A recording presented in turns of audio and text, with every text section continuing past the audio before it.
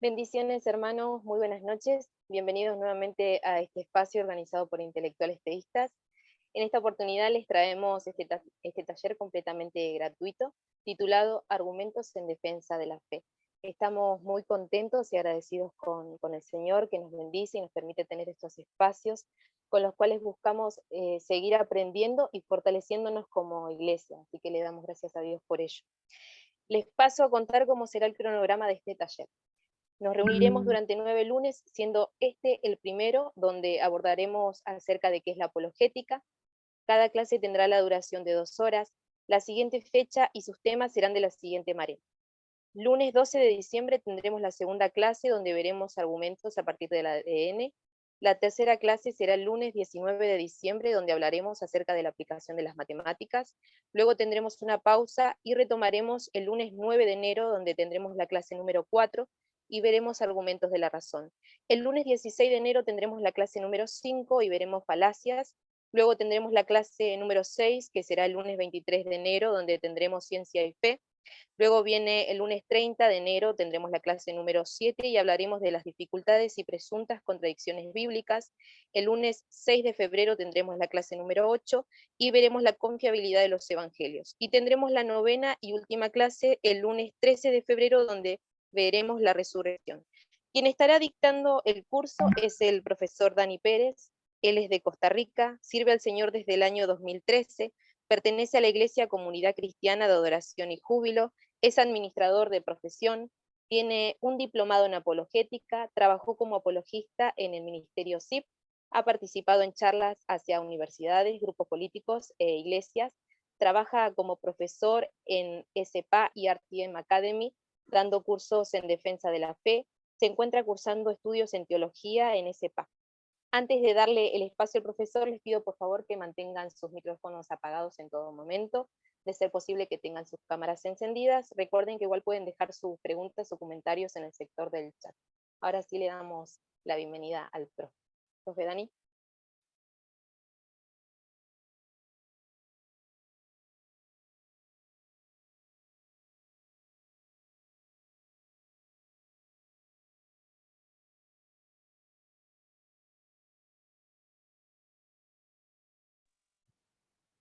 Su micrófono, hermano.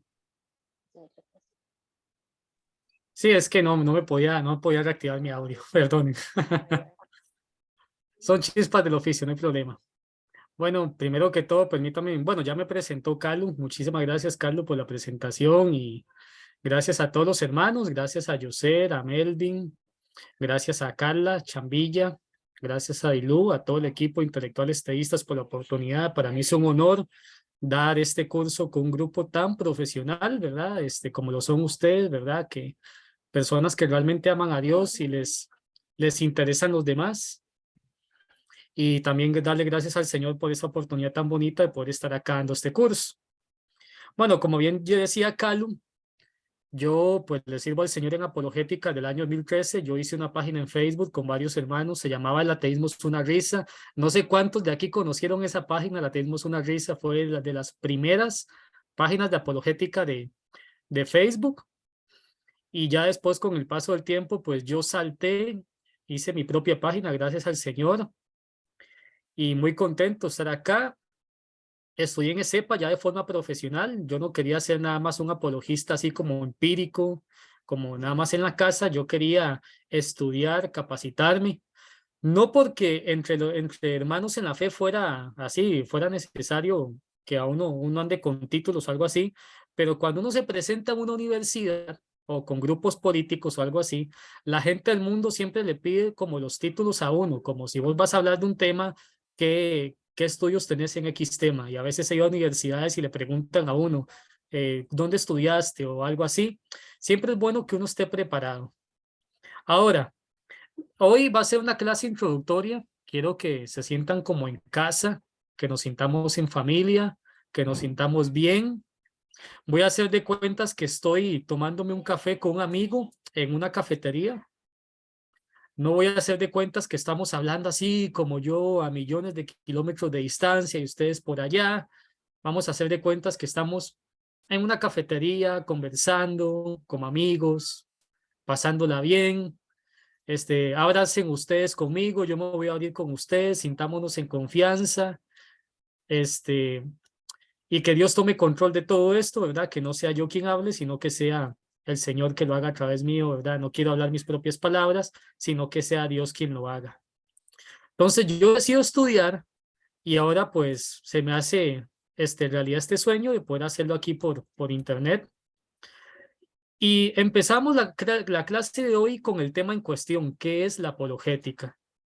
Ahora, la apologética, hay personas que creen que la apologética es un argumento nada más, pero a veces la mejor apologética o a veces apologética puede ser quedarse callado en una situación en la que yo realmente no tengo que hablar. Por ejemplo, cuando a Jesús lo llevaron donde el rey Herodes, Herodes le pidió una señal a Jesús y Jesús se quedó callado. A veces la mejor defensa es quedarse callado. O a veces hay un refrán que dice, calladito te ves más bonito. Hay momentos en los que hay que callar. Hay momentos en los que hay que hablar. Y como dice mi pastor, a veces la mejor apologética es ver que tu vecino está enfermo y que vos le lleves una sopa caliente porque está enfermo. Que le demostres al prójimo que lo amas. Porque la apologética no solo busca ganar un debate, busca ganar una persona para Cristo. Quitar esos estorbos que hay entre las personas y la cruz de Cristo. A veces la mejor apologética es el testimonio personal, porque de nada me sirve a mí que usted se sepa todos los argumentos técnicos y filosóficos si su vida evidencia que usted vive como si Dios no existiera. Y hay personas que se saben muchos argumentos, se saben la filosofía, se saben argumentos científicos, pero pareciera que con su vida dan a entender que Dios no existe porque no se les ve un cambio, no se les ve una transformación, son iguales que los demás. Ser apologista, no, bueno, yo nunca digo que soy apologista. Yo me dedico a la apologética, me apasiona la apologética, pero yo nunca digo que soy apologista, porque para mí todo cristiano debe ser un apologista. Decir que yo soy apologista es como decir que yo me dedico a la gran comisión. Todos los cristianos estamos llamados a la gran comisión, entonces sería absurdo decir que yo me dedico a la gran comisión cuando todos deberíamos hacerlo. Todos debemos predicar el evangelio a toda criatura. Igual todos tenemos que hacer apologética, es un deber de todos defender la fe, no solamente mío, sino de todos los que estamos aquí y de todo cristiano en este mundo, ¿verdad? Eso en primer lugar. Apologética, tener un ministerio apologética o dedicarse a esto, no es andar hablando mal de otros apologistas, ni andar diciendo, no me gusta la apologética que hace fulanito, porque fulanito solamente hace memes. Yo he escuchado comentarios de otros apologistas que hablan mal de los demás apologistas, que dicen, no, es que yo hago mucha filosofía, los demás hacen memes, o yo tiro argumentos muy científicos y hago escritos muy técnicos, y es que los demás no hacen memes y los memes no sirven. Cada persona, pues, hace una defensa de la fe desde su trinchera. Hay personas que se dedican al arte y hacen una buena apologética a partir del arte. Hay personas que tiran un meme y yo no digo que la apologética se base en memes, yo no veo malo un meme, o sea, el meme debería ir acompañado de un buen escrito. Pero si una persona quiere poner un meme y el meme se hace viral y capta la atención de la gente con el escrito, yo no lo veo malo. La apologética, como les digo, no es para andar hablando mal de otros apologistas, ni para andar creyendo que yo soy mejor apologista que fulanito, porque en el momento en que usted usa la apologética para eso, ya perdió el enfoque. Ya perdió el enfoque. La apologética, como dice William Lane Craig, es para moldear la cultura, que lo vamos a ver más adelante. Fortalecer la fe de los creyentes y evangelizar a los incrédulos. Ahora, quiero que pasemos a la presentación. No sé si por ahí anda la presentación de Canva sobre el tema de hoy. Tal vez si alguien me puede ayudar a compartirla. Sí, ahora la compartimos. Sí, para poder empezar con el tema de hoy. Esto que les estaba hablando era como una introducción nada más, que nos sintamos como en casa, que la apologética no es para andar peleando, ni para andarse burlando de otras personas, ni para andar diciendo que yo soy mejor apologista que fulanito. O sea, eso no es la apologética. La apologética no son solo argumentos, la apologética también es saber callar, es amar a tu prójimo, es dar testimonio. Un esposo que realmente ama a su esposa como Cristo amó a la iglesia está haciendo apologética. Un trabajador que demuestra que tiene a Cristo en su área de trabajo, delante de su jefe y sus compañeros, está haciendo apologética. Un jefe que trata bien a sus empleados, que el jefe es cristiano, está haciendo apologética. Una persona que honra a sus papás y respeta a sus hermanos en la carne, o sea, a su familia, y que honra a sus papás y colabora en su casa, está haciendo buena apologética ahí. Porque como les digo, la apologética práctica es vivir lo que yo digo creer. Y si usted se sabe el argumento cosmológico, el ajuste fino, se sabe los argumentos históricos y de todo, pero su vida no evidencia un cambio, entonces hay una contradicción entre lo que usted dice y lo que usted hace, y por cada argumento apologético que haces con tu vida, estás dando un argumento contraapologético. Estás demostrando que no ha pasado nada en tu vida, que Cristo no ha resucitado en tu vida, no hay un cambio, no hay un nuevo nacimiento, y al final no se trata de eso. Entonces, pues, pasamos ahí a la presentación. Ahí nada más me dicen cuando está lista y le damos compartir.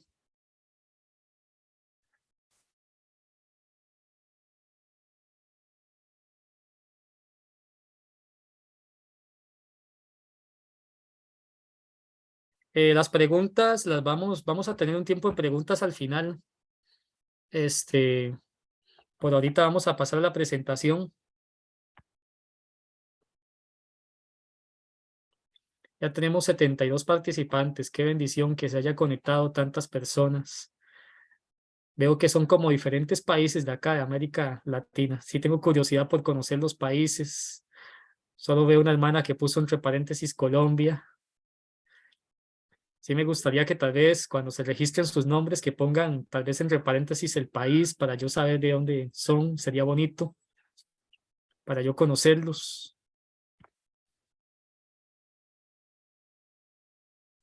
Desde México, qué bonito. Un saludo a México, a Colombia.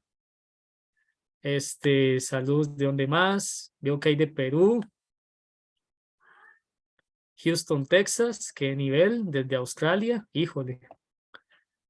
Aquí parecemos la ONU, son de todos los países sabidos y por haber. Chile, República Dominicana, Ciudad de México, saludos. Costa Rica, muy bien. Saludos. Venezuela, Argentina. Bueno, Honduras, Colombia, Nicaragua, Bolivia, Perú. Tristemente, casi todos los países que estamos acá, pues estamos eliminados del mundial, o no fuimos, excepto los argentinos, pero bueno, está bien, no importa. ¿Se ve la imagen? Sí, ahí se ve la imagen. Solamente yo no sé por qué se ve un poco borrosa la imagen, yo no sé si soy yo, pero la imagen se ve como borrosa, no sé, bueno, ya. Se ve un poquito ya y va cambiando ya. Sí, ahí va cambiando. Razones de la esperanza, amando a Dios con toda tu mente. Eso es lo que estamos haciendo con la apologética. Vamos a pasar a la siguiente diapositiva. Ok, tenemos el panorama cultural siguiente. Esas son estadísticas del grupo. No, la primera diapositiva, no sé cuál sería. Esta es la primera. Sí, esta es la primera, panorama cultural. Ok, tenemos un panorama cultural de que el 47% de los millennials consideran que compartir la fe es de mal gusto. Estamos hablando de personas que nacieron entre el año 80 y el año 2000, son millennials. Si usted nació entre esos años, es un millennial. Hay personas que en esta época creen que decirle a otro que yo tengo la verdad es intolerancia. Vivimos en una época posmoderna donde las personas creen que no existen verdades absolutas, sino que todo es relativo. E incluso hay cristianos que dicen, mira, es que yo no comparto mi fe porque eso se ve así como intolerante. Y lamentablemente ese es el panorama en el que tenemos, un 47% de millennials. Un 68% de los adultos dicen que hay muchas formas de llegar al cielo. Incluso hay personas que dicen ser cristianos y que creen que hay muchos caminos para llegar al Señor. Vea usted nada más el panorama en el que estamos. Un 58% de los adolescentes dice que no existe una verdadera religión. Desde niños ya están creyendo que no existe una religión verdadera. Vea cómo estamos el panorama. El 89% de los ministerios no dedican tiempo al evangelismo activo. No sacan su tiempo para irse a tomar un café con una persona que no conoce a Cristo. Y cuando evangelizan, creen que andar evangelizando es repartir un folleto, un tratado, y ya cumplí con eso, le doy un papelito a la persona que no conoce de Cristo. Hacen un evangelismo muy impersonal. Al mejor estilo de un vendedor, yo te paso un papelito para que conozcan mi producto y ya, y me desentiendo de vos y no me importas vos. Es un evangelismo muy impersonal. Hoy el evangelismo tiene que ser más relacional, de invitar a esa persona a tomarse un café, conversar con él, ganarme su amistad poco a poco. Que la persona vea que de verdad me importa esa persona. La generación Z, que es a partir del año 2000, si no me equivoco, dice que no pueden asegurar que Dios es verdadero o que sí existe un Dios verdadero. Ese es el panorama en el que vivimos hoy en día. Personas que dicen, no, es que yo no comparto mi fe porque no hay verdades absolutas, después la gente se va a ofender, hay muchas formas de llegar a Dios, no existe la religión verdadera, no le dedican tiempo al evangelismo por lo mismo, y no, yo no puedo asegurar, mira, que existe un Dios verdadero. Existen muchos caminos. Eso es a causa del posmodernismo, que es la creencia de que no existen verdades absolutas, sino que tú tienes tu verdad, que es verdad para ti, y yo tengo mi verdad, que es verdad para mí. En el medio de ese panorama estamos nosotros como cristianos. De hecho, cuando el apóstol Pablo, en Hechos capítulo 17, fue al Areópago, había un altar para cada dios. Cada dios tenía su propio altar en el Areópago. Hasta que llegó un altar que decía al Dios no conocido, y dice Pablo, de este puente común me voy a agarrar para evangelizarlo. Les voy a hablar de ese Dios que no conocen. Pero tal vez hoy en día no hayan altares para cada Dios, pero sí hoy en día hay 8.000 o 7.000 millones de personas en el mundo, cada uno con su propia verdad. Cada quien tiene su verdad, cada quien tiene su altar, cada quien tiene su Dios, y en ese panorama estamos nosotros, en medio de ese panorama. Y obviamente en algún momento vamos a ser vistos como intolerantes, como personas que, ¿quién eres tú para creer que tú tienes la verdad y demás? Pero tenemos que ser valientes y tenemos que saber proclamar la verdad del evangelio. Siguiente diapositiva.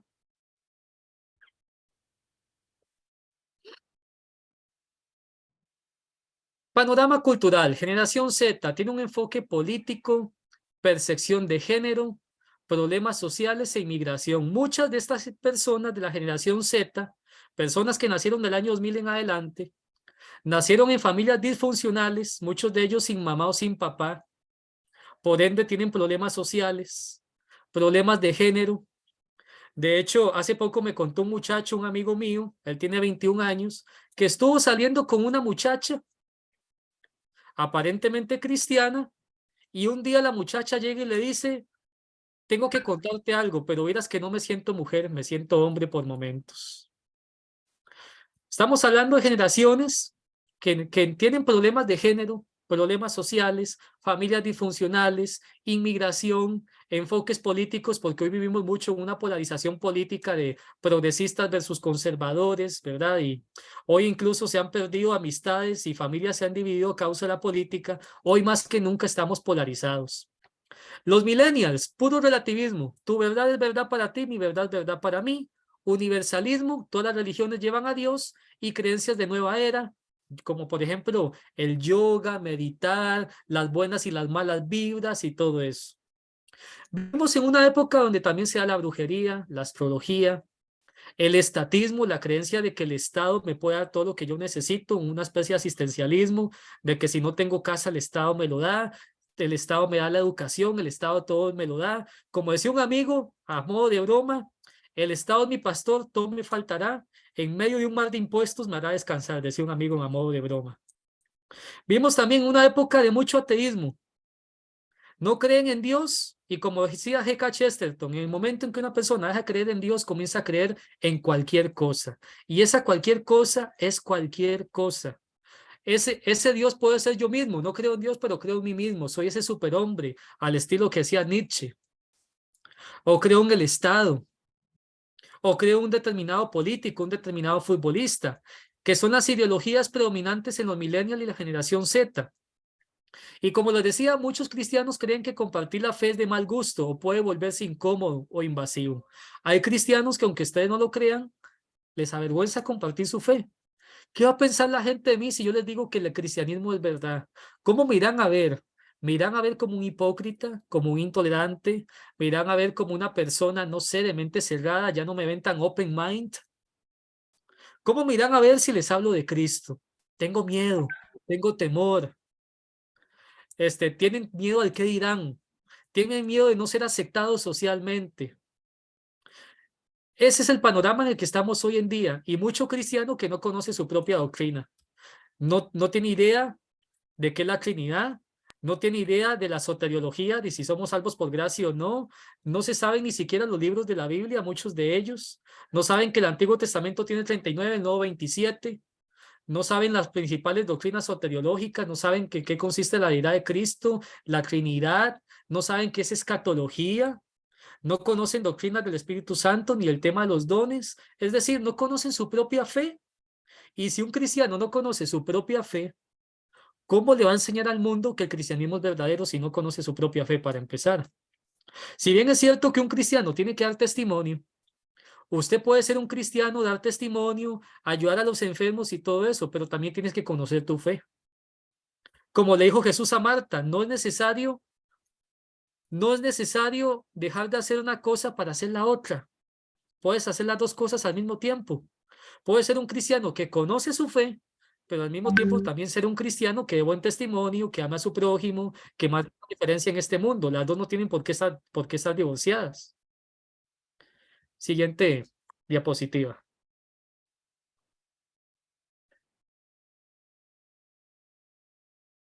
Según Grupo Barna en los Estados Unidos, 8 de cada 10 jóvenes cristianos abandonan la iglesia después de terminar la secundaria. Les voy a contar un testimonio personal. Cuando yo estaba en el colegio, en la secundaria, y me fui a la universidad pública, yo tenía un profesor que era autoridad mundial en cultura árabe, y él me dijo a mí que los judíos les daba pereza, eran perezosos y no querían fabricar ídolos, porque como ellos eran nómadas, les daba pereza andar cargando ídolos por todo lado, y que a consecuencia de eso se crearon un Dios invisible al que llamaron Jehová. Eso fue lo primero que me enseñaron a mí cuando entré a la universidad pública.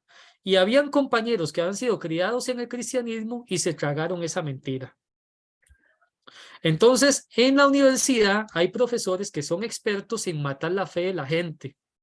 Yo no sé si usted tiene hijos que ya van a entrar a la universidad o si sos una persona que está entrando a la universidad, pero sepa, e incluso de la secundaria, hay profesores cuya meta es matar la fe suya, la fe de sus hijos.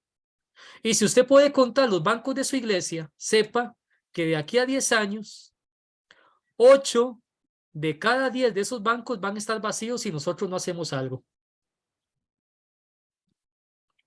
Hace poco, yo doy un curso de apologética aquí en mi país, en Costa Rica, y tuve que ir a la casa de una hermana, me invitó a almorzar, me dio almuerzo, me dio comida, me invitó a hablar con su hijo. El hijo de ella había sido criado en una iglesia cristiana, sin embargo, el muchacho comenzó a tener dudas, quería estudiar teología y demás, pero como él tenía dudas, las personas de su iglesia lo comenzaron a satanizar, lo trataron de hereje, de que era una persona casi, lo comenzaron a satanizar, que o sea, un cristiano no puede tener dudas, que cómo es posible que él quisiera preguntar tanto. A consecuencia de eso, el muchacho cuando entró a la universidad se hizo ateo porque nunca le respondieron sus dudas. Y hoy en día es más ateo que antes, porque ya tiene más razones para no ser cristiano. Ha profundizado muchos argumentos ateos. Cuando yo hablé con él, nunca le dije que yo era apologista, nunca le dije que yo me dedicaba a eso. Él iba de viaje para Bielorrusia a visitar a su novia que vive allá. Entonces yo comencé a hablar con él y le dije, cuéntame un poco, ¿a qué vas a Bielorrusia? Háblame de tu novia, cómo se conocieron, cómo creció esa historia de amor. Yo quise empatizar con él porque estaba hablando con un alma. Nunca le dije, soy Dani el apologista o me dedico a hacer apologética. Nunca le entré con la metralleta y le comencé a disparar el argumento Calan y la ajuste fino y la resurrección, como más de uno haría, sino que quise hablar con él y conocer su historia, porque detrás de cada persona que no conoce a Cristo hay una historia, hay un resentimiento. Por algo, 8 de cada 10 jóvenes cristianos abandonan la iglesia después de terminar la secundaria. Y vieras que les cuento algo, me hice amigo de ese muchacho. Y como yo me gané la amistad de él, él me prestó sus oídos. Pero si yo no me hubiera ganado la amistad de él, sepan que él jamás me hubiera prestado sus oídos. No se ha convertido a Cristo todavía, pero tengo la fe que en algún momento pueda dar ese paso, eso sí.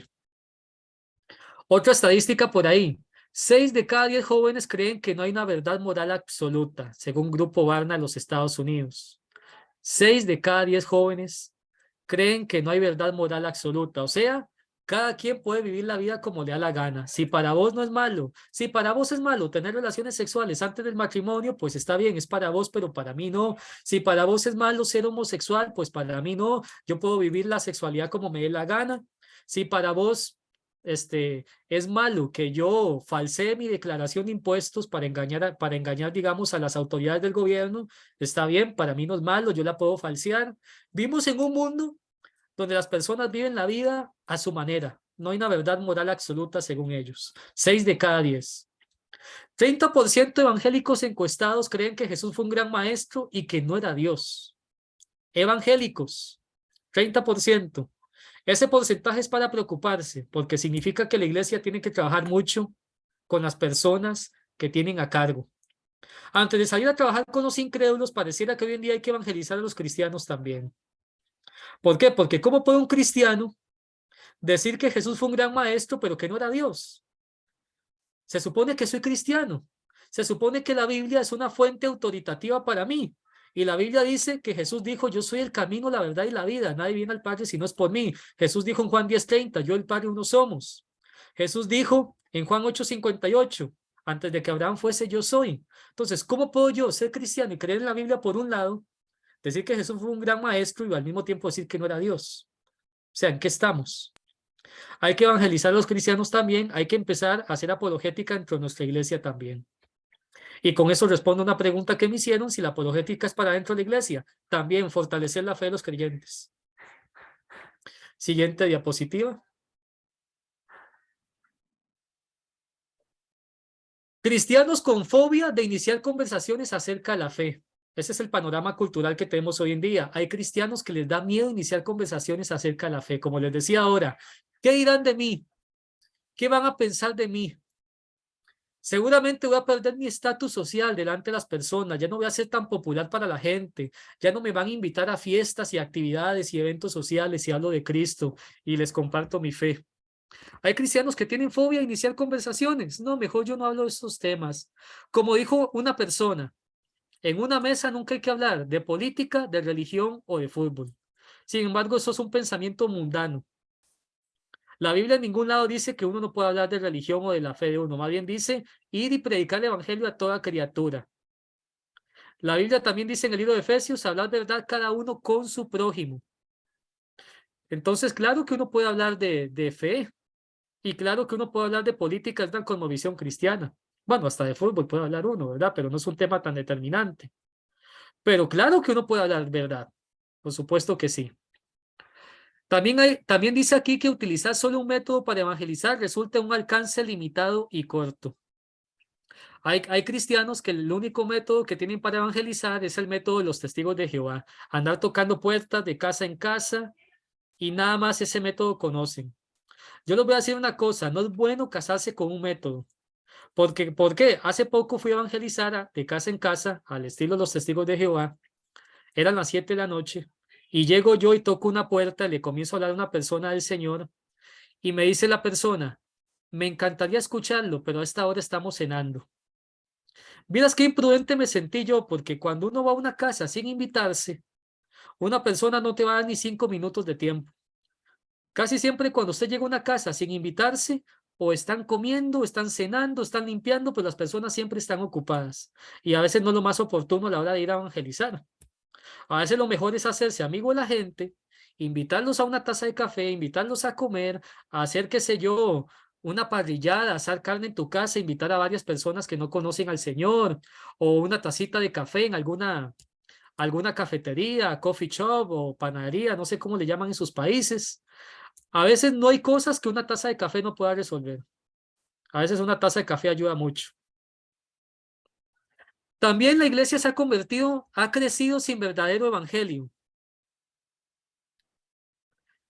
La iglesia ha crecido sin un verdadero evangelio, se ha convertido en un club social. Hay iglesias que creen que porque ayudan a las personas, los hacen sentir felices, les regalan comida y muchas cosas, ya están haciendo un bien, pero no les comparten el evangelio. Hay personas que se van con el estómago lleno al infierno. ¿De qué me sirve a mí que las personas se vayan con el estómago lleno, con ropita y con un montón de cosas que yo les puedo regalar si no conocen el evangelio? Está bien, cuando usted puede agarrar a una persona y la puede ayudar, le puede regalar ropa, le puede regalar una casa. Hay iglesias que le construyen casas a las personas que no tienen casa y todo eso está muy bien. Pero de nada sirve que una iglesia crezca si no tiene evangelio, porque produce falsos convertidos también. Un desconocimiento cultural a la hora de evangelizar. No es lo mismo predicar el evangelio en América Latina que ir a predicar a China. Aquí en América Latina somos un continente que vivimos en una sociedad occidental, en la civilización occidental. Somos un continente cristianizado. Si usted habla de Cristo aquí en América, la gente no le va a preguntar quién es Cristo, pero si usted va a China y habla del apóstol Pablo y habla de Moisés, a lo mejor un chino le va a preguntar, ¿quién es Pablo? ¿Quién es Moisés? ¿Quién es Jesús? ¿Por qué me hablas de la Biblia? ¿Por qué Jesús y no Buda? ¿Por qué Jesús y no Mahoma? Entonces hay que tener muy en cuenta las cuestiones culturales a la hora de evangelizar. Y siguiente punto dice acá que no puedes hacer que alguien entre al cielo solamente con muestras de amor o con argumentos. Sin la obra del Espíritu Santo, las muestras de amor no funcionan y los argumentos no convencen.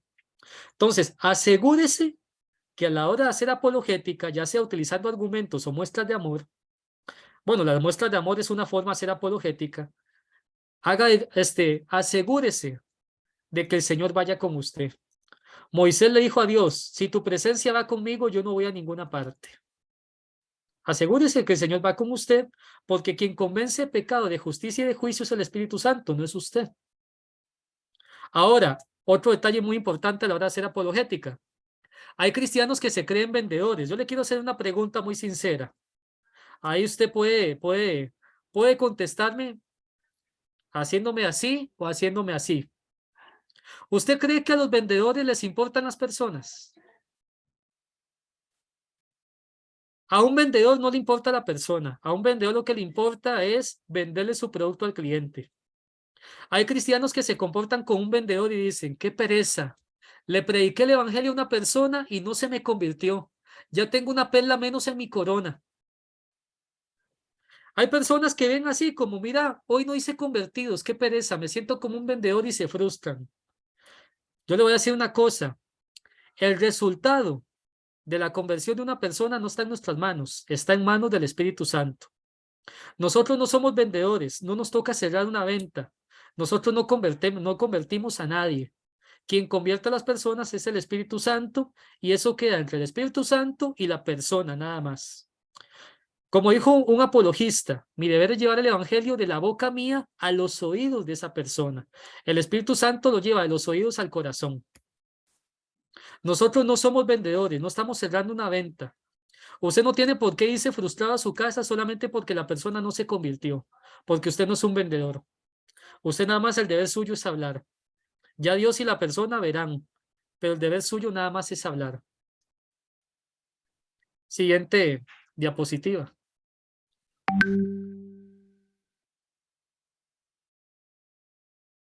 Corrientes peligrosas dentro de la iglesia. Dentro de la iglesia tenemos el secularismo. Sacan a Dios, digamos, de la sociedad.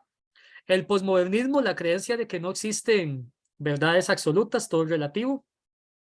El progresismo, la creencia de que a las personas tenemos que dividirlas por X característica, por ejemplo, personas de raza blanca, de raza negra, homosexuales, heterosexuales, personas que tengan X característica, qué sé yo, ricos, pobres, igualar todo. Hace poco me pasó en una iglesia que fui a dar una charla apologética, les cuento esta anécdota. Estoy dando... Ah, sí, le gustó la taza de puertas abiertas. Esta es una taza que compré aquí en Costa Rica. Esta taza que ustedes ven aquí tiene los nombres de cada país donde matan más cristianos en el mundo. Y cada vez que tomo café en esta taza es un motivo de oración, de recordarme que hay hermanos que están siendo asesinados en estos países y me encanta tomar café en esta taza. Ahí les cuento la anécdota nada más.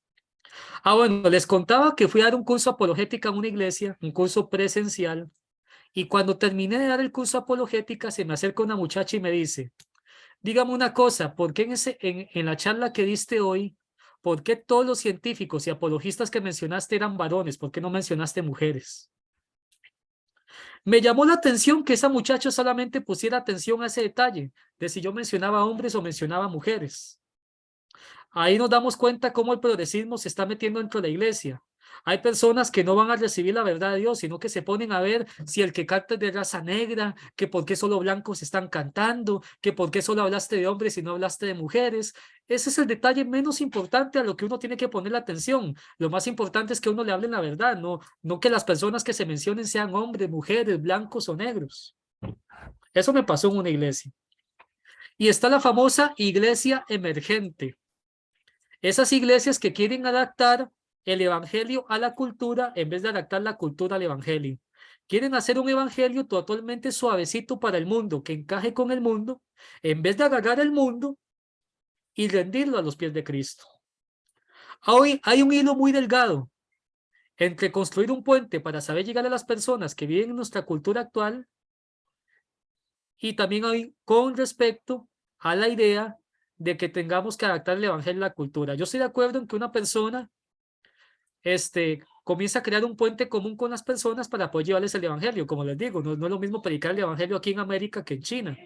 Pero de ahí a que un cristiano tenga que adaptar ese evangelio a la cultura, hacer que el evangelio suene un poquito más feminista, más progre para que la gente no se ofenda, con eso no estoy de acuerdo. Siguiente diapositiva, por favor.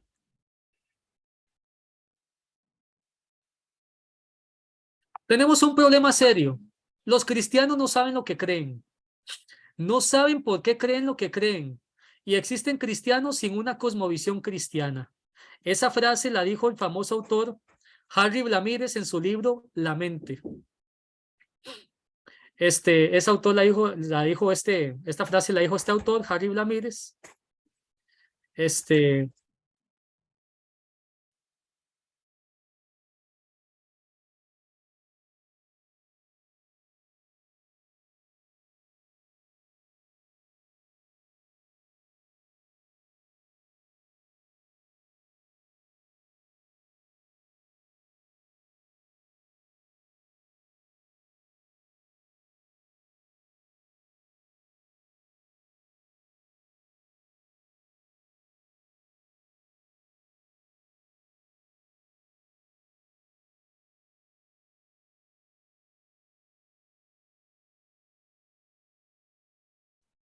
Hermano Sergio, no lo estamos, hermano Dani, no lo estamos escuchando.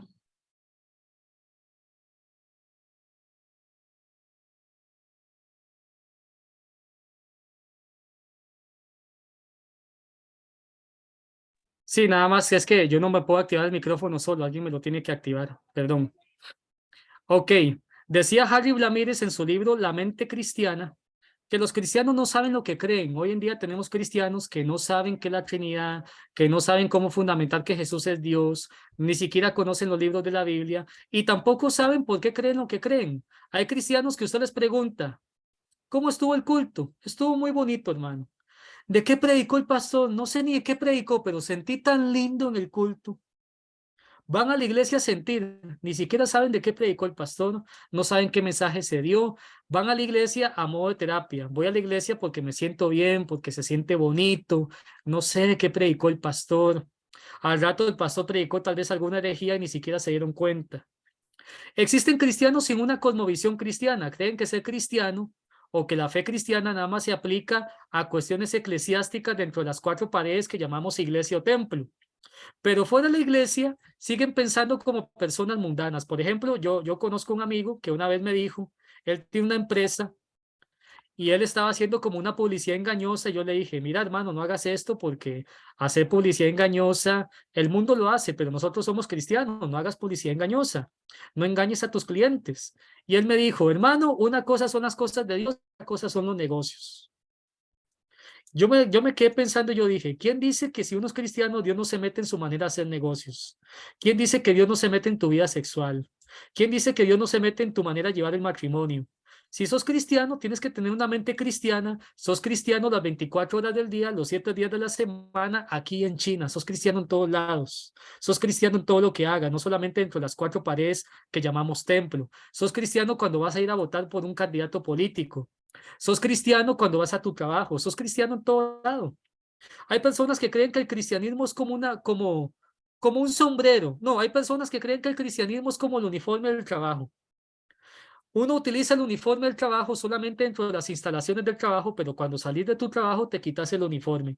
Hay cristianos que se ponen el traje cristiano en la iglesia, pero cuando van a la sociedad se quitan el traje cristiano y piensan como mundanos. Y eso no puede pasar. Somos cristianos en todo lado, por eso tenemos que tener una cosmovisión o una mentalidad cristiana. Y tenemos un problema serio en las iglesias. Y antes de andar ahí evangelizando incrédulos, creo que tenemos que hacer algo con nuestras iglesias. Yo sí les quiero pedir a ustedes que todo el conocimiento que damos en este curso no se quede en la cabeza de ustedes, que hagan algo en sus iglesias, que hagan algo en la sociedad en la que viven. Porque si yo doy a ustedes este curso y este curso solamente se queda en la mente de ustedes, estamos desperdiciando este tiempo que estamos aquí. Yo recibí este conocimiento y no me lo quedé en mi cabeza. Se los estoy dando a ustedes aquí. Estoy dando este curso en varias iglesias aquí en mi país. Yo no estoy perdiendo tiempo. Así como yo recibí, pues yo lo doy. Entonces, si usted está recibiendo algo hoy, déselo también a otras personas. No se quede ahí. Para que no perdamos el tiempo. Siguiente diapositiva.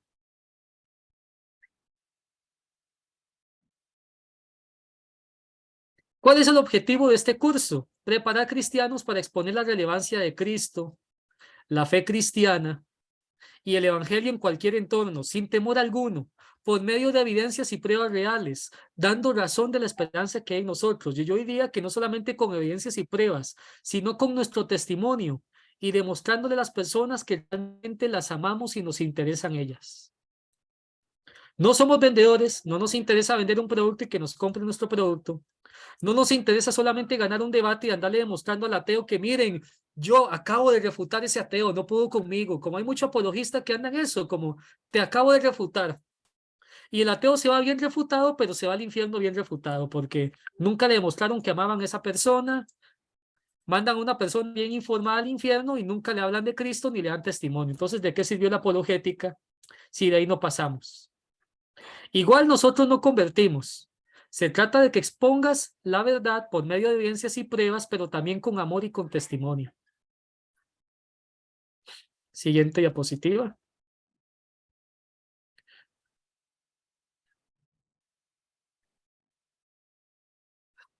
Obstáculos que les impiden creer. Hay 3 tipos de obstáculos que le impiden a las personas llegar a los pies de Cristo. Están los obstáculos intelectuales. Hay personas que no se convierten a Cristo porque tienen motivos intelectuales o tienen preguntas que a menos que usted les ayude a contestar esas preguntas no se convierten a Cristo. Personas que dicen, mira, es que yo no soy cristiano porque no sé si Jesús realmente existió, cómo sé yo que esa persona hace 2000 años resucitó a los muertos, no me hago cristiano porque la verdad es que no tengo convicción de que Dios existe. Eh, ¿Cómo puedo ser cristiano cuando el cristianismo es solamente una religión más entre muchas? ¿Por qué no puedo escoger otras? Esos son obstáculos intelectuales. Una vez que usted le ayuda a la persona con esos obstáculos, ya la persona pues no va a tener problemas para llegar a los pies de Cristo. Están los obstáculos emocionales. Hay personas que no se quieren hacer cristianos porque cuando fueron a una iglesia conocieron a un pastor que les sacó plata. Un pastor que utilizó la palabra de Dios para engañarlos y sacarles dinero y se resintieron con la fe cristiana. Hay personas que no se convierten a Cristo porque una vez fueron a una iglesia y un pastor quiso abusar de ellos o un cura quiso abusar de ellos, quiso abusar sexualmente de ellos y se resintieron con la iglesia. Hay personas que no se convierten a Cristo porque conocieron una vecina que era la más chismosa de todo el pueblo y resulta que decía ser cristiana y dijeron, para ser como mi vecina, mejor me quedo como estoy. Ese tipo de obstáculos son obstáculos emocionales. Hay personas que no se convierten a Cristo porque dijeron, porque tal vez un familiar murió de cáncer o de alguna enfermedad y ellos dijeron, mira, es que Dios se llevó a mi mamá, yo la quería mucho y Dios no la quiso curar, por eso no creo en ese Dios. Ese tipo de obstáculos se llaman emocionales. No es lo mismo tratar a una persona que tiene un obstáculo intelectual que tratar a una persona que tiene un obstáculo emocional. ¿Cómo sabemos cuando una persona tiene un obstáculo intelectual o cuando es emocional o cuando tal vez está disfrazándose, te hace creer que su obstáculo es intelectual cuando en realidad es emocional o viceversa? Solamente conociendo a la gente, tomando tiempo para conversar con ellas, invitándolos a tomar un café, escuchando a estas personas, personalizando la evangelización, que de verdad a mí me importa esa persona. Alguien dijo algo muy cierto. Si usted fuera la única persona que existe en el mundo, Cristo hubiera venido a morir por usted. Y es la verdad. Cristo murió por nosotros como si fuéramos la única persona que existiéramos, por cada uno de nosotros. De tal manera que si bien es cierto, la salvación es comunitaria, también es individual. O sea, Cristo salvó a un cuerpo, ¿verdad? Murió por el mundo, de tal manera amó Dios al mundo, que ha dado a su Hijo unigénito, pero también por cada uno de nosotros. A Dios le importa cada uno. Dios no nos ve como una masa sin nombre. A Él le importa cada uno de nosotros y la evangelización deberíamos de personalizarla y preocuparnos por esa persona que estamos evangelizando y conocer su historia. Y también está el obstáculo volitivo. ¿Qué significa la palabra volitivo? Tiene que ver con la voluntad. Las personas no son sinceras. A veces ninguna persona te va a decir, mira, es que yo no me hago cristiano porque la verdad es que vieras que yo vivo con mi novia, tenemos relaciones sexuales y todo, y si me hago cristiano tendría que dejarla y no quiero. Nadie te va a decir eso sinceramente. Ninguna persona es tan sincera como para decírtelo. Mira, es que yo no me hago cristiano porque me encanta ir a tomar guaro los fines de semana y a irme de fiesta, y si me hago cristiano tendría que dejar eso. Nadie te va a decir eso.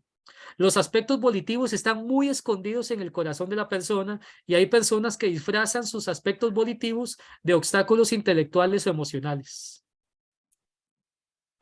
Pero ¿cómo nos damos cuenta de eso? Les repito, conversando con esa persona. Y por supuesto que la palabra de Dios trae revelación, ¿verdad? Pero a veces hay personas que tienen ciertas preguntas que, si bien es cierto, podemos contestárselas con la Biblia. Como dijo un gran científico cristiano, Dios ha escrito 2 libros. La creación, que la Biblia dice en Romanos 1:20, que las cosas invisibles de Dios, su eterno poder y deidad, se hacen claramente visibles por medio de las cosas hechas. Esa es la revelación general. La creación habla de Dios.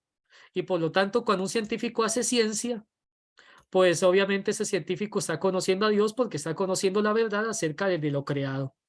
Y está la revelación especial, que es la Biblia. La revelación general, que es la creación, me dice a mí que existe un Dios, pero no me dice quién. La Biblia sí me dice quién es ese Dios y qué es lo que espera el de mí. Siguiente diapositiva. Jesús le dijo, amarás al Señor tu Dios con todo tu corazón y con toda tu alma y con toda tu mente. La apologética es cuando nosotros no solamente amamos al Señor con el corazón y con el alma, sino que lo amamos con toda la mente. Hay personas que los invitan a un concierto cristiano y van. Los invitan a un estudio bíblico y no quieren ir. Aman a Dios con el corazón y con el alma, pero no quieren amarlo con la mente. No quieren estudiar la palabra, no quieren aprender a defender la fe. Les da pereza leer libros cristianos. Ni siquiera leen su propia Biblia, menos van a leer un libro cristiano, un comentario bíblico, un interlineal, un diccionario bíblico o un libro de historia del cristianismo, mucho menos.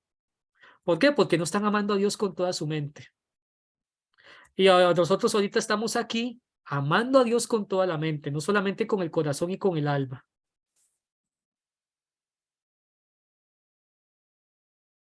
Siguiente diapositiva. Primera Pedro 3:15, el versículo de la apologética en la Biblia por excelencia. Sino santificad a Dios el Señor en vuestros corazones. Eso implica que tengo que dar testimonio al prójimo. Ojo que el versículo empieza santificando a Dios el Señor en vuestros corazones. O sea, de testimonio. Y está siempre como los Boy Scouts, que el famoso refrán de los Boy Scouts es siempre listos.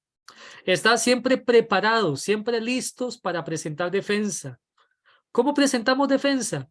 Con mansedumbre y reverencia. Eso significa que a mí el prójimo me tiene que importar, porque tengo que tener reverencia y mansedumbre para con él y reverenciando el nombre de Dios ante todo. Dice, ante todo el que demande razón, o sea, razón, argumentos racionales, de la esperanza que hay en vosotros. Todo cristiano tiene una esperanza.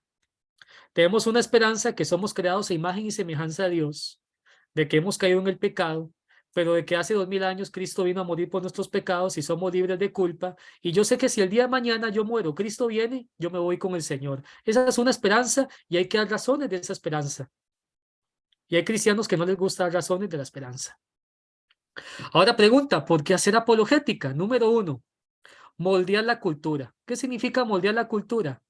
La gran mayoría de las personas que no son cristianas, también lo digo por experiencia propia, creen que los cristianos somos tontos, ignorantes, que somos personas que con costo leemos la Biblia, mucho menos vamos a saber de ciencia, de lógica y de un montón de cosas. Las personas tienen un concepto falso del cristiano, creen que el cristiano es tonto, que es ignorante, que es una persona que no le gusta estudiar, que no le gusta leer. Y yo creo que este concepto, en cierto modo, nos lo hemos ganado nosotros. ¿Y sabe por qué? Yo conozco cristianos que a día de hoy creen que estudiar es malo porque según ellos la Biblia dice que la letra mata. Cuando ese versículo en ningún momento se está refiriendo a que usted no pueda estudiar. Cuando la Biblia dice que la letra mata significa a la letra de la ley de Moisés, las tablas escritas en roca. En ningún momento la Biblia dice que usted no pueda estudiar o que no pueda ser una persona inteligente. De hecho, aquí en Costa Rica pasó que para las elecciones del año 2018 había un candidato cristiano y un candidato ateo progresista, y las personas comenzaron a sacar un lema de campaña que decía que el que votaba por el candidato cristiano era un tonto, un ignorante, un retrógrada que no sabía nada, mientras que el que votaba por el ateo progresista era inteligente, tolerante, amante de los derechos humanos. ¿Por qué? Porque nos quisieron encasillar a los cristianos en ese estereotipo de que somos tontos, de que no nos gusta estudiar, esos cristianos que van a una iglesia y se revuelcan en el suelo y no saben lo que hacen y comienzan a hablar algo rarísimo y luego dicen que son lenguas y no saben ni qué es lo que están haciendo. Personas que no les gusta estudiar, personas que dicen que no, que solamente hay que orar y ayunar y Dios libre a usted se le ocurre estudiar. Nos ven como tontos.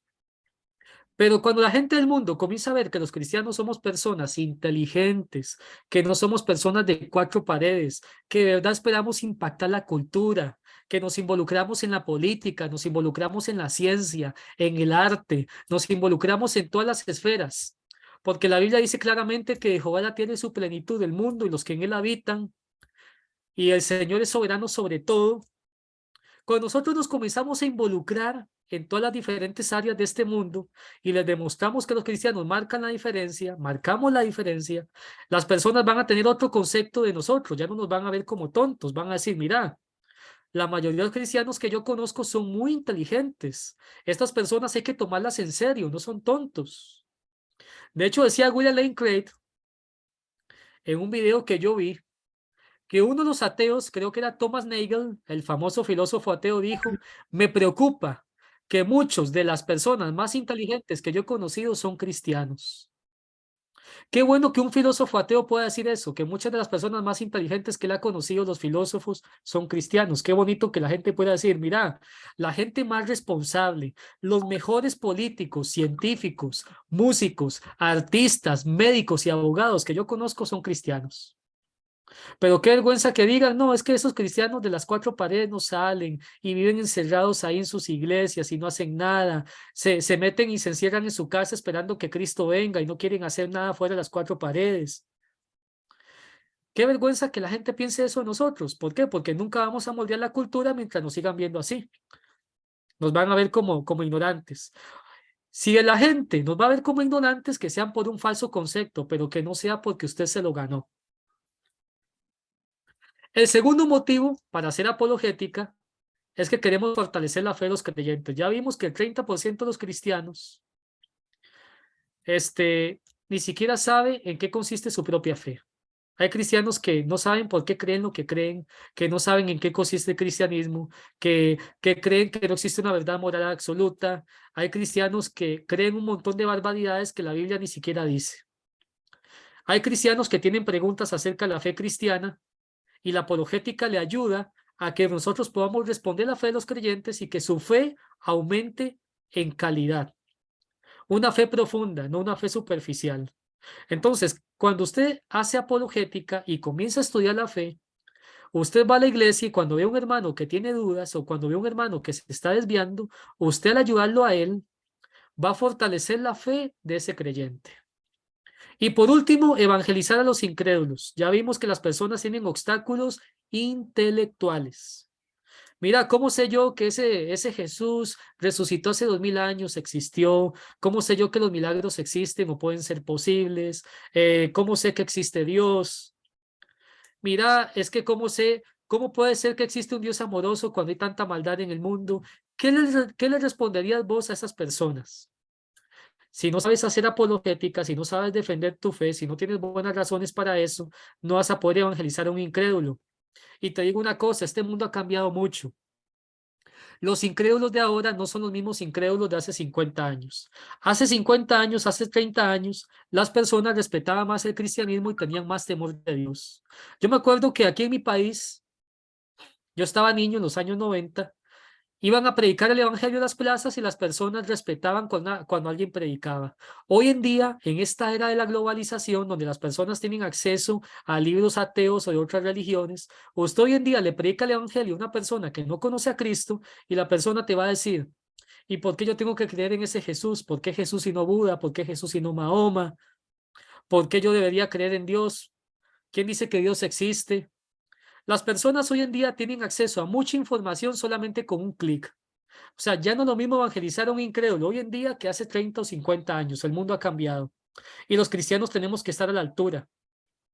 Sin comprometer el evangelio, por supuesto, pero saber estar a la altura, eso sí. Siguiente diapositiva. ¿Qué es la apologética? Es del griego apologetos, que significa que defiende. Yo no sé si ustedes alguna vez han visto películas donde un abogado está defendiendo a un cliente delante de un juez y de un jurado. ¿Cuál es el papel de ese abogado? Mediante argumentos y pruebas racionales, demostrarle al juez y al jurado que su caso es razonable, que su cliente es inocente y que por ende el acusado o la persona que acusa no tiene razón. Obviamente el abogado defensor va a defender a su cliente mediante argumentos y el fiscal o el que acusa pues también va a dar argumentos para demostrar que sí, que el acusado es culpable. Cada quien da sus argumentos y defiende su caso. Yo como cristiano tengo que defender mi fe. Si un abogado es capaz de defender su caso, hay abogados que son tan corruptos que defienden un caso aunque ellos sepan que no es verdad. Si un abogado es capaz de hacer eso, ¿cómo no lo vamos a hacer nosotros sabiendo que tenemos la verdad? Más bien nos debería dar vergüenza si sabiendo que tenemos la verdad no la defendemos. La apologética es una rama de la teología. Su objetivo consiste en defender y justificar los principios fundamentales de la fe mediante argumentos dirigidos al entendimiento. Defender y justificar los principios fundamentales de nuestra fe con argumentos dirigidos a la razón de esa persona, no a las emociones. Esto no se puede tratar emocionalmente, sino racionalmente. Estamos amando a Dios con la mente también. Y cuando nosotros hacemos que las cosas sean emocionales, la gente no va a pensar bien. Yo no sé si usted alguna vez ha visto una persona enamorada, y yo creo que todos aquí hemos sabido lo que es estar enamorados en algún momento de la vida. Dicen los psicólogos y los científicos que cuando una persona está enamorada, hay como un sector del cerebro que hace que el razonamiento de esa persona se comience a nublar y la persona comienza a ver a su amante como perfecta, no le ve defectos, todo lo que haga esa persona, hasta lo feo y lo malo que haga, lo ven perfecto.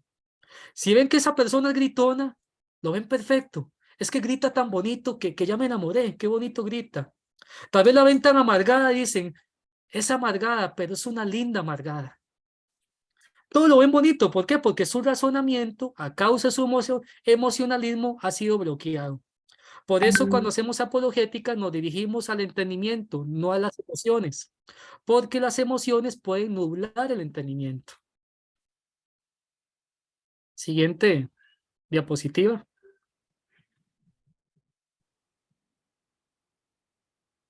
¿Qué razones tenemos a favor de la fe cristiana? Tenemos cosas muy positivas.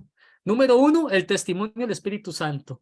La Biblia dice en Juan 17:17 que el Espíritu Santo convence de pecado, de justicia y de juicio. El Espíritu Santo es nuestro aliado número 1 en esto de la apologética y la evangelización. Número 2, la teología natural, Romanos 1:20. Las cosas invisibles de Dios, su eterno poder y deidad, se hacen claramente visibles por medio de las cosas hechas, de modo que no tienen excusa, dice Romanos 1:20. Salmo 19 dice que los cielos cuentan la gloria de Dios y el testimonio, y los cielos, no, los cielos cuentan la gloria de Dios, ¿verdad? Y también da obra de sus manos. Un día declara otro día, ¿verdad? Y da sabiduría. También dice Salmo 24, Jehová la tierra y su plenitud, el mundo y los que en él habitan. O sea, este universo que Dios creó me habla a mí de que hay un Dios, fue inteligentemente diseñado, y más bien entre un científico más conozca de ciencia, entre más estudia el universo, más se da cuenta que hay un Dios. Entonces, la teología natural me dice a mí que hay un Dios, no me dice quién es ese Dios, porque la única manera en que el hombre conozca a Dios es que Dios se le revele a él, que eso lo hizo por medio de la palabra de Dios, que es la Biblia, que es la revelación especial, que me dice a mí que es un Dios trino, que se manifestó a este mundo en la persona de Jesucristo, y todo lo que nosotros sabemos por medio de la palabra de Dios. Que dicho sea paso es viva y eficaz, como dice Hebreos 4:12. Y por último tenemos evidencias de la fe cristiana, los diferentes argumentos. Argumento cosmológico, el ajuste fino, el argumento de la razón, el argumento de la aplicabilidad de las matemáticas, el argumento moral, la resurrección de Jesús. Tenemos el argumento a partir de la información en el ADN. O sea, tenemos muchos argumentos que me demuestran a mí que creer en Dios, en la existencia de un ser creador, un ser necesario, que no depende de nada ni nadie para existir, sino que hizo todo, es altamente razonable. Pero es con el testimonio del Espíritu Santo que yo me doy cuenta de que ese Dios realmente existe, porque se hace real en mi vida. Una cosa es conocer a un artista de Hollywood por lo que otros me digan a mí, y otra cosa es cuando usted conoce a ese artista en persona. Tal vez hay personas que me pueden decir, tal artista de Hollywood existe, mira, aquí te muestro una foto, aquí tengo una evidencia de que esa persona salió en una película, pero es hasta que yo lo conozco en persona que esa existencia se hace real en mi vida. Entonces, una cosa es creer en Dios a partir de los argumentos, y otra cosa es cuando ya el Espíritu Santo viene y conoces a Dios en persona. Siguiente diapositiva.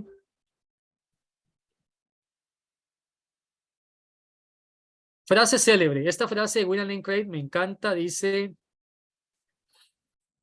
cuando la gente vea esto, el amor que sentimos y nuestra unidad a través del amor, entonces se sentirán atraídos hacia Cristo por este amor y responderán a la salvación que les ofrece el Evangelio. En la mayoría de los casos será lo que somos, más que lo que decimos, lo que acercará al no creyente a Cristo. Este es pues el contenido fundamental de la apologética. No hay mayor apologética que tu propia vida. Usted puede saberse todos los argumentos del mundo, argumentos filosóficos y científicos, que si usted no tiene amor por la gente, si usted maltrata a sus hermanos porque se cree mejor apologista que los demás, que se cree más teólogo que los demás, más inteligente que el resto porque se graduó de X universidad, o porque tiene una página con 100,000 seguidores y todo el mundo sabe quién es, o si a usted no le importa a la gente, solamente le importa tener followers y que me sigan y que vean que me sigue un montón de gente y que todo el mundo sabe quién soy yo, si a usted no le importa el no creyente, no da testimonio, de nada sirven los argumentos que usted se sepa, porque no hay mayor apologética que tu propia vida. Y a veces una viejita que no sabe nada de apologética, pero vemos a esa humilde viejecita, sabiendo que su vecina está enferma y le lleva un plato de sopa caliente, hace mejor apologética que una persona que se sabe todos los argumentos y no le importa a la gente. Y así es esto. Y esta frase me encanta de, bueno, gran apologista y, bueno, filósofo y teólogo, que bueno, para mí cuando yo empecé en la apologética fue como un héroe cuando lo conocí, William Lane Craig, y definitivamente si te encanta la apologética y no conoces a William Lane Craig, yo no sé en qué estás, ¿verdad? A mí me encantan sus videos. No hay mayor apologética que tu propia vida. Ahora sí, yo no sé si quedan más diapositivas por ahí o si estamos llegando al final de la presentación. ¿Alguien tiene dudas? ¿Alguien quiere compartir un aporte? Vea, ahorita hay 89 personas y no creo que podamos responder 89 preguntas, pero sí por lo menos que los hermanos del equipo de intelectuales teístas puedan recopilar aquellas dudas que ellos consideren, digamos, y podamos responder algunas acá. Algún aporte que quieran hacer, algo que quieran contar, no sé, ahí lo pueden pasar. Tal vez el moderador que explique un poquito la dinámica de las dudas o cómo se va a manejar, cómo lo manejan acá en intelectuales teístas.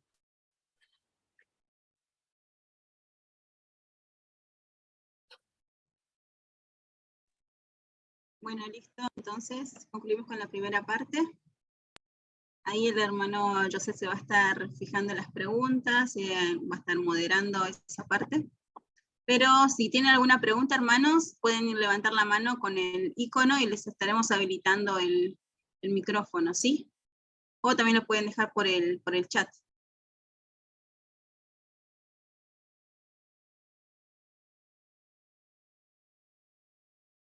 Ok, ¿alguna pregunta? ¿Algo que quieran preguntarle al hermano hasta ahora? ¿Cómo les ha parecido la exposición? Ok, ya vi una pregunta que me salió en el chat. Bueno, yo no sé si las quiere recopilar el hermano Joseph, me imagino Sí, que él no, es hermano, el... usted puede ir leyendo las preguntas y las va contestando para que se le haga más fácil así. Bueno, dice, ¿los intelectuales teístas tienen alguna academia cristiana para estudios bíblicos? Bueno, esa pregunta la pueden responder los hermanos del equipo. Bueno, no tenemos una academia, damos la facilidad de sortear becas y estos cursos que sirven para la edificación de cada uno de nosotros, ¿verdad?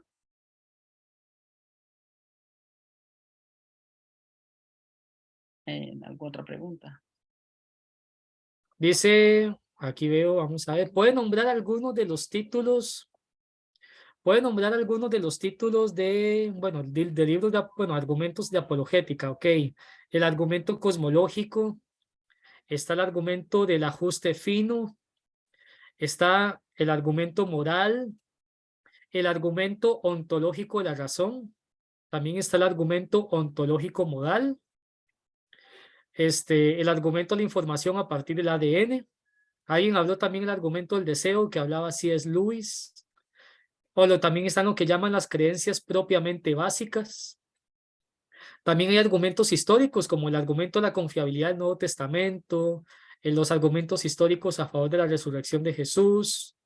También están un argumento histórico a favor, digamos, de el aporte del cristianismo a la cultura, cómo el cristianismo, digamos, ha provisto la construcción de hospitales, de personas que ayudan a otros, de la ciencia, cómo el cristianismo, digamos, ayudó a las mujeres y básicamente evitó que siguieran matando niños en el Imperio Romano. O sea, hay libros que hablan acerca de ese aporte que hay del cristianismo a la cultura. Buenas noches, hermano. Disculpe, tengo una duda que justo me pasó y me suele pasar. En mi colegio siempre toman el nombre de Dios en vano como un insulto. ¿Cómo le digo a esa persona que eso está mal cuando claramente no le va a importar? Y sobre todo que yo le pueda decir de una manera para ganar sus oídos, como hizo usted, no solo creerme superior moralmente. Primero, gánese la amistad de esa persona, que esa persona vea que a usted le importa, porque si usted es una persona que nada más se le acerca y le dice, deje estar agarrando el nombre de Dios en vano, o sea, no lo conoces, nada más te acercas para regañarlo, no le has demostrado que le importas. Yo te digo una cosa, si a mí se me acerca una persona, incluso aunque esa persona tenga la verdad, pero yo sé que esa persona no me aprecia y se acerca para estarme diciendo cosas, yo honestamente no le prestaría mis oídos. Pero cuando se trata de un amigo, yo a un amigo le presto los oídos para que me diga lo que quiera, aunque sea verdades incómodas porque yo sé que lo dice porque me quiere. Pero acercarse a una persona y tal vez no le has demostrado interés y solo te acercas para regañarlo, como que no es la mejor manera de ayudar a esa persona. RTM Academy, sí, tienen becas en RTM Academy. Yo soy profesor ahí, tenemos cursos como ¿Por qué no soy progresista? Cursos de apologética, de teología, de arqueología. ¿Cuál es su opinión respecto a Bantil y Bansen respecto a la apologética que ellos presentan? Bueno, yo no estoy casado con un método de apologética. Hay personas que dicen, no, es que la mejor apologética es la presuposicional. Ay, es que la mejor apologética es la clásica o la evidencialista. Para mí todos los enfoques tienen buenas cosas y cosas que no son tan buenas, y yo creo que uno tiene que agarrar lo mejor de cada enfoque. Ok, dice, sin afán de hacer polémica, ¿qué cree que pasó con Santi Alarcón siendo un buen apologista cristiano? ¿Falta de evidencia o falta de doctrina bíblica? Buena pregunta, pero no sé, o sea, ya que esto es algo público, yo diría que a lo mejor le faltó doctrina, pero no quiero profundizar en estas cosas porque sí, si tengo que decirlo, si tengo que decirle algo a Santiago Alarcón, yo prefiero decírselo personalmente. Sí prefería decírselo a él, digamos, pero sí sé que un cristiano tiene que conocer su propia fe y su propia doctrina, porque si no conoce ni siquiera su propia fe, lo van a mover fácilmente. ¿Qué opinan los debates en Facebook de cristianos evangélicos con apologistas católicos como Luis Toro? Yo opino que hay ciertos debates que nada más caen en la polémica, en el irrespeto, y parecen más bien un debate como de puros chismes, de que fulanito dijo esto y aquello, y más bien parece como un programa de esos como de chismes de la farándula, parece tía Selmira, chismeando unos de otros. Yo opino que un debate tiene que ser respetuoso, darle a cada persona un tiempo para que presente sus argumentos y tener un buen moderador. Pero si un debate es así, donde cada quien puede hablar y todo el mundo se tira cosas y todo eso, mejor no participar en ese tipo de debates, digamos, sino con un moderador que le dé como un tiempo a cada persona para que exponga sus argumentos y sus respectivas refutaciones. Como dice Diluc, es puro show. ¿Cómo se podría responder a la visión determinista que dice que no existe el libre albedrío? Bueno, es muy sencillo. Un ateo que dice que todos nuestros actos están determinados, bueno, incluso esa persona sería atea porque está determinada para ser atea, no precisamente porque sea una persona que tenga buenos argumentos o porque tenga la verdad, sino que es ateo porque está determinado para ser ateo, y yo sería creyente porque estoy determinado para ser creyente. En ese caso, un debate sería una pérdida de tiempo, y en el momento en el que un determinista que cree que todo está determinado se pone a debatir, está contradiciendo su propia cosmovisión. No debería debatir porque ya todo está determinado. Disculpe, hermano, cuán importante es la filosofía para la apologética. He visto que siempre citan autores como Santo Tomás de Aquino. Sumamente importante. La filosofía es un puente con la cultura, igual que la teología. Es sumamente importante porque la filosofía me permite a mí responder muchas cosas. Es bueno que uno sepa de metafísica, que sepa de epistemología, que sepa de ética también. ¿Dejará tareas en el curso? Bueno, a ellos les voy a estar pasando videos en el grupo. No sé si ya todos están en el grupo de WhatsApp, digamos, del curso. Yo les estaré pasando videos y cosas para que ustedes sigan viendo y todo eso. Pero ahí estaremos hablando en el grupo de WhatsApp, cualquier cosa. ¿Qué consejo me darías para hacer apologética aquí en Australia, un país multicultural? Bueno, yo no sé qué tanto conoces la cultura australiana, pero yo sí te daría un consejo: busca puentes comunes con la gente. No es lo mismo evangelizar a una persona australiana o que vive en Australia de ascendencia china, evangelizar a una persona, un nativo australiano. Conozca a las personas y busque un puente común con ellos. Llégueles por algún puente. Hay un libro que se llama Evangelismo Conversacional de David Geisler. Ese libro yo te lo recomiendo. Ojalá lo puedas buscar en Amazon, ¿verdad? Ahí lo puedes mandar a traer por Amazon. Se llama Evangelismo Conversacional de David Geisler. Ahorita tenemos antes de que conteste la próxima pregunta del chat, alguien levantó la mano, quiere hacer una pregunta también, si quieres. Adelante.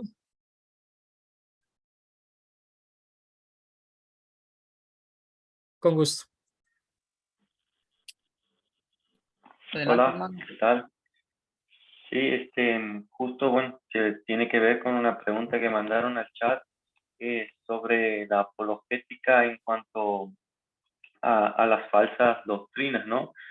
Porque vemos siempre apologética para personas que no están dentro de lo que es la fe, y qué onda con la apologética esa que hay que hacerla, digamos, dentro de la iglesia, con hermanos que por ahí tienen errada la fe o de otras religiones o de otras denominaciones dentro del cristianismo o de las iglesias evangélicas. ¿Se va a tocar esos temas o simplemente será guiada a lo que es el secularismo, a los ateos y eso? Bueno, este módulo número 1 sí va a ser dirigido más que todo al secularismo, no a las herejías o falsas doctrinas. Creo que ese sería un proyecto para más adelante, ¿verdad? Pero claro que la apologética también es para tratar las falsas doctrinas, para tratar las herejías y todo eso, es una defensa de la fe. Dice la Biblia en Gálatas 1, 7 y 8 que cualquiera que predicara un evangelio diferente al que hemos predicado, decía Pablo, incluso un ángel del cielo, sea anatema, lo que implica que solamente existe un verdadero evangelio y que evidentemente cualquier persona que predique algo que sea contradictorio a eso, está cayendo en una herejía, ¿verdad? En una falsa doctrina. Hoy en día tenemos la teología queer metida dentro de la iglesia, un progresismo cristiano. Tenemos creencias como la teología de la prosperidad. Todo eso hay que atacarlo, evidentemente. Adelante, no sé si hay alguna mano más levantada por ahí. El hermano Fernando también. Sí, adelante, Fernando. Y muchas gracias, Ale, por tu pregunta también. Vi que te llamabas Ale, me parece. Sí, buenas noches. Buenas noches, saludos. Yo soy nuevo en todo esto de la apologética, me encanta, y Somos dos. hace poco tomé el curso con el hermano Sergio Villanueva y me ha entusiasmado mucho y cuando hablaron de este curso, pues me sentí más entusiasmado y con deseo de participar. En mi caso personal, no sé si a todos nos pasa, creo que un gran problema que todos tenemos, y lo voy a hablar de una manera general, es que no conocemos la historia del cristianismo, no conocemos los grandes pensadores de las diferentes épocas o diferentes etapas que ha pasado el cristianismo como tal. Y lamentablemente a nosotros nos enseñan en las iglesias evangélicas sobre todo, que de la Reforma para acá es cuando realmente debe de importarnos y conocer nuestra doctrina, nuestra teología, pero realmente yo estoy viendo que necesitamos conocer el pasado, pues desde que empezó el cristianismo hasta nuestros días. ¿Verdad?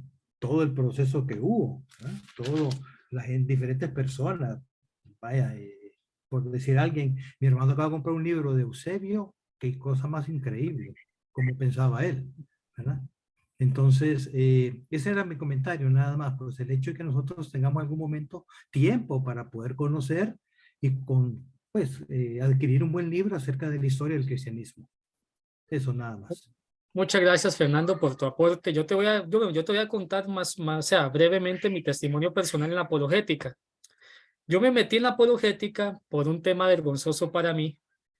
Una vez me puse a debatir con un ateo, yo no sabía nada de apologética, yo pensé que debatir con ateos era fácil, y ese ateo me agarró y me pegó una buena revolcada, como diríamos aquí en mi país, me sacó todas mis falacias a la luz, y yo me sentí tan mal, tan inútil, porque yo decía, ¿cómo es posible que yo siendo cristiano y teniendo la verdad no la sepa cómo defender, y este ateo me hizo quedar como un tonto? Y yo me sentí tan mal, sentí tanto celo por lo que me había pasado que yo dije, esto no me puede volver a pasar a mí. Tengo que ver, o sea, estamos hablando del año 2013 cuando eso me pasó. No habían las páginas de apologética que hay ahora, ni los libros que hay ahora. Más bien la gente hoy en día tiene demasiados recursos. En esa época no.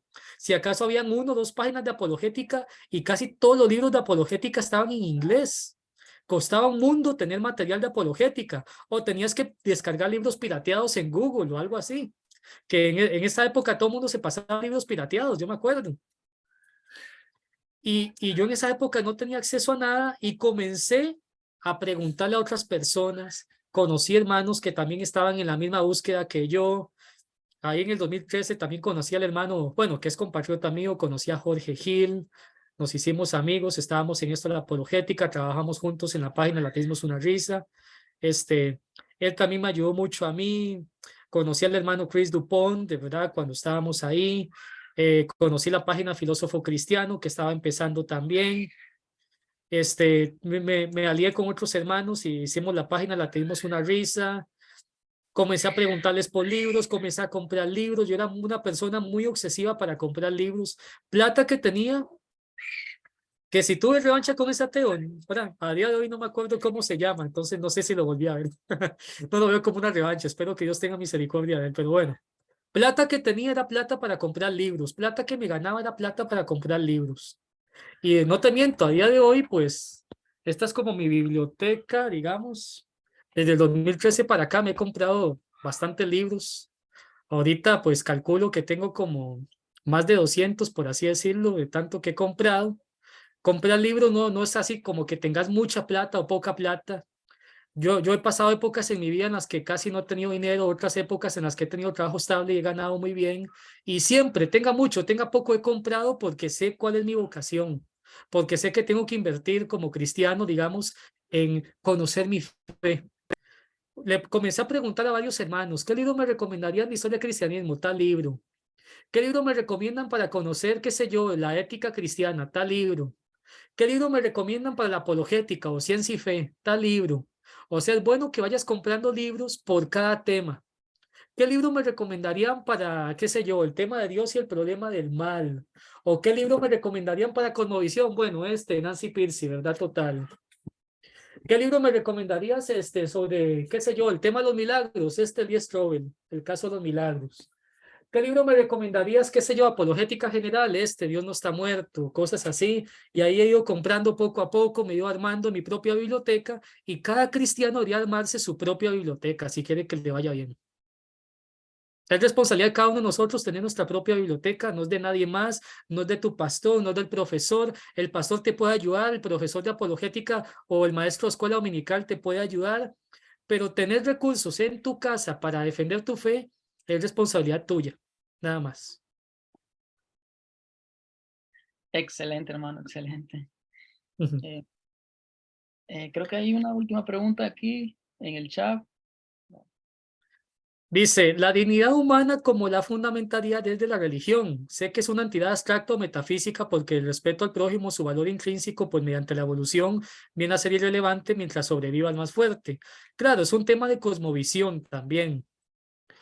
Vamos a ver, desde una cosmovisión atea no existe tal cosa como dignidad humana. La teoría de la evolución nos dice que hay dos clases de seres. El más fuerte, que es el que debería sobrevivir, y el más débil, que debe ser sistemáticamente eliminado. Eso es lo que dice la teoría de la evolución, la supervivencia es más fuerte. Sí, yo ahorita le pongo los libros, incluso puedo hacer una lista que les puedo compartir en el grupo donde estamos todos, ojalá todos estén en el grupo de WhatsApp, pero la dignidad humana parte del hecho de que somos creados a imagen y semejanza de Dios. Evidentemente nosotros podemos hacer cosas que un animal no puede hacer, podemos realizar juicios morales, tenemos libertad para tomar decisiones, podemos realizar razonamientos abstractos como pensar en leyes de la lógica o las matemáticas. ¿Qué más? Tenemos razonamiento, cosa que un animal no tiene. Podemos emplear un lenguaje articulado. Los seres humanos podemos emplear un lenguaje y podemos decir palabras. Un animal solamente hace ruidos. El animal no se puede comunicar y su comunicación es muy limitada. En ese aspecto, el ser humano es radicalmente diferente del animal. Es más, nosotros podemos, como dice el apologista también Dan Turbina en un debate que yo vi de él hablaba acerca de un argumento trascendental en el aspecto de que los animales, cualquier cosa que hace un animal es para sobrevivir. El animal hace un nido y es para sobrevivir o consigue comida solamente para sobrevivir. Puras necesidades biológicas. El ser humano puede hacer cosas no biológicas, por ejemplo, el hecho de escuchar una canción, disfrutar de la arquitectura, disfrutar de una poesía, de un poema. Yo no necesito hacer eso para sobrevivir, sino que en mí como ser humano hay una cierta trascendencia y por eso existe en mí la necesidad de hacerlo. Eso implica que yo soy más que un mero animal. Y esas cosas no se pueden responder desde una cosmovisión atea. Para que yo escucho un poema, para que yo escucho música, para que yo lea un buen libro. Yo no necesito eso para sobrevivir. Es porque hay algo que trasciende lo biológico. Y eso pues es la imagen de Dios en el hombre.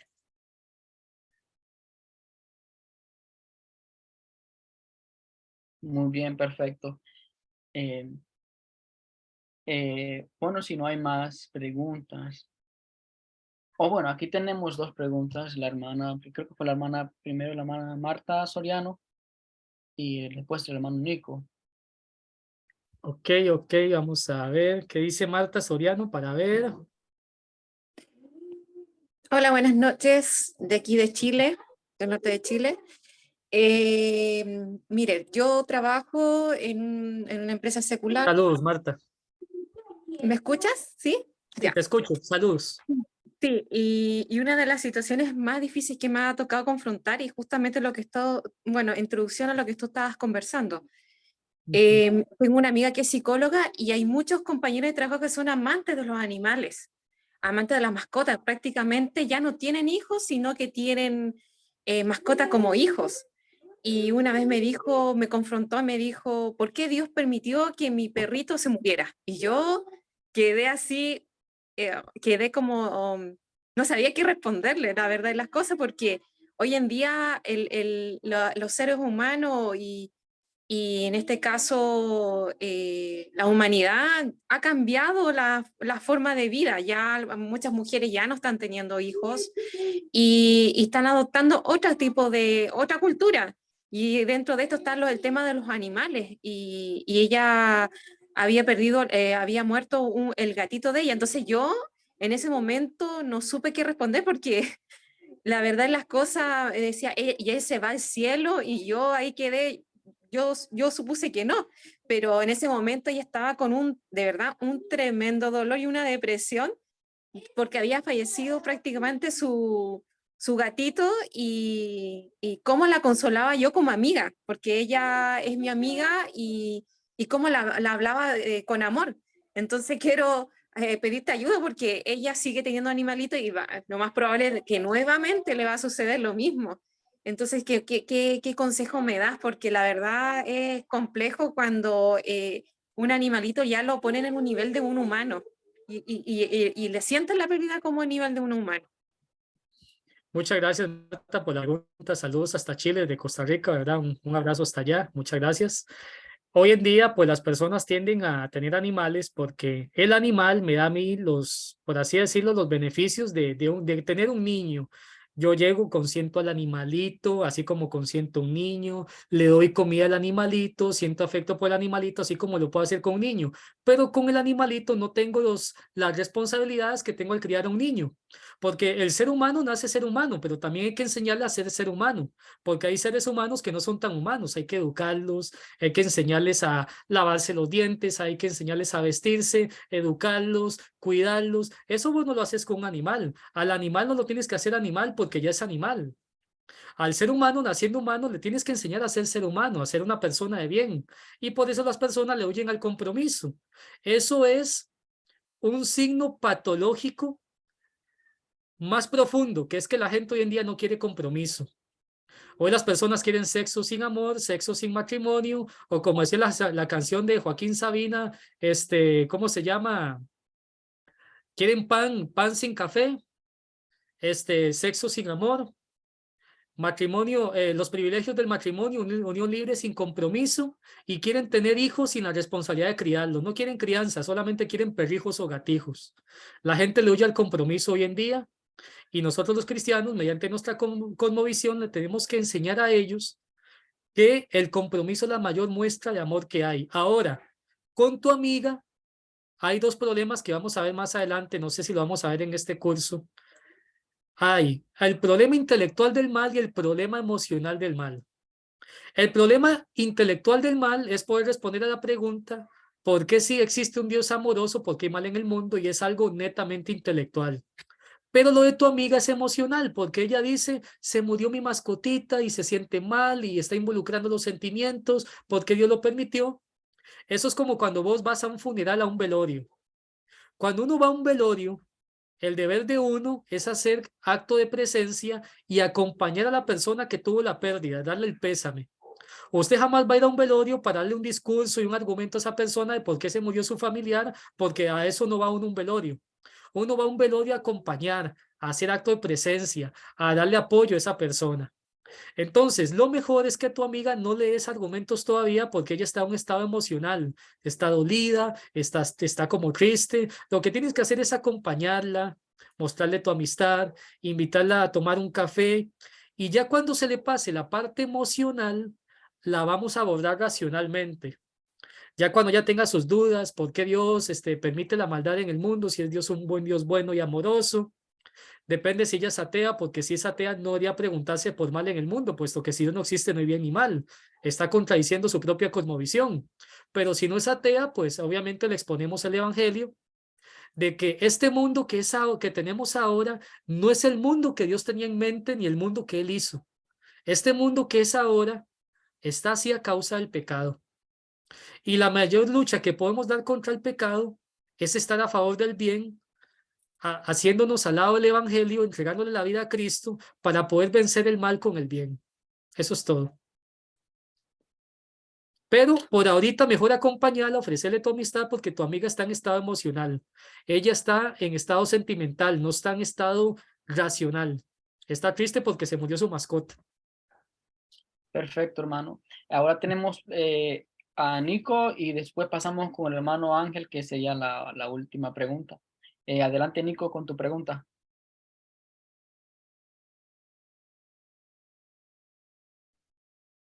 Gracias, mi hermano Joseph.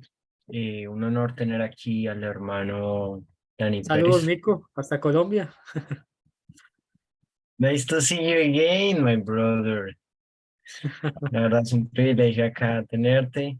Y bueno, Saludos. me causa curiosidad esa distinción que haces tú en cuanto a que algunas personas tienen una objeción volitiva, ¿no? Es como desde el argumento, casi que desde una visión molinista, ¿no?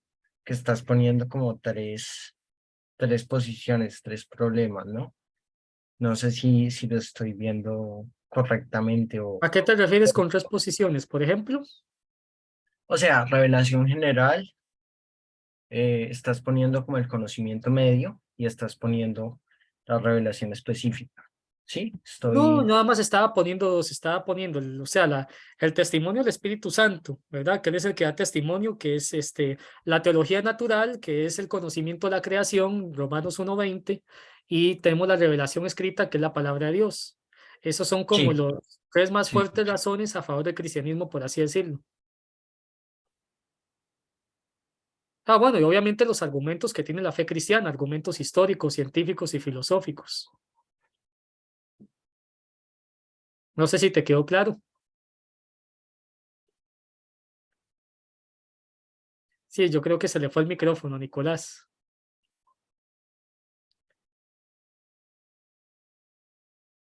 No sé si tal vez se lo pueden habilitar un momentito. Ahí está, a ver.